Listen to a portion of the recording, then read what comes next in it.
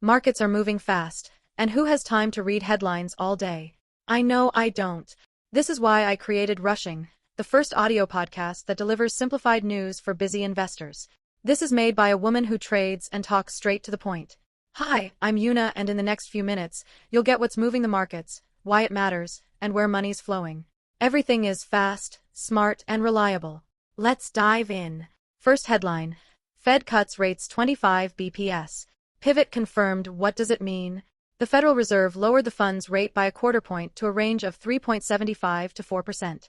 Powell said uncertainty is high and further moves are data-dependent, but the committee delivered its second cut of the year. Why magnify it? A live easing cycle shifts discount rates, supports duration, and boosts equity multiples, especially for growth. The risk is simple. If inflation refirms or labor cracks harder, the path wobbles fast. Possible affected sectors: treasuries across the curve, megacap tech and software, housing and REITs, small caps via financing, the US dollar pairs. Second headline: Wall Street erupts. New record highs. What does it mean? Into and after the decision, major indices punched to fresh peaks. The Dow above 47,000, the S&P 500 over 6,800, and the Nasdaq above 23,200 as easing plus earnings lifted risk appetite. Why magnify it? Multiple expansion is doing heavy lifting. Broadening breadth is bullish, but stretched valuations leave the tape sensitive to guidance misses or a backup in yields.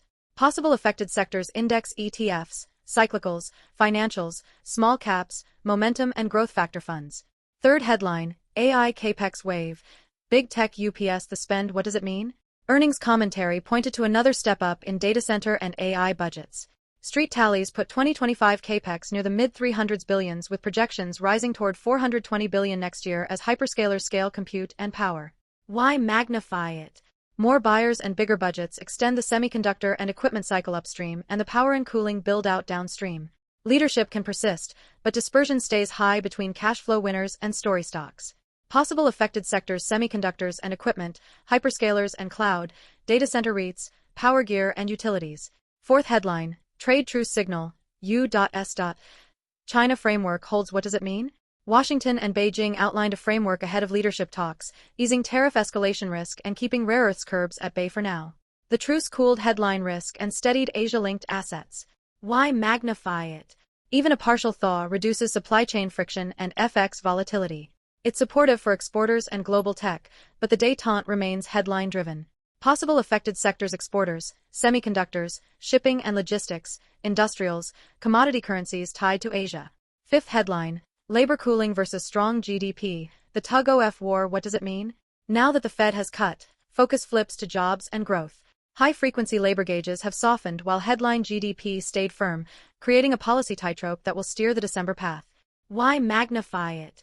If labor weakens further, cuts extend and duration outperforms.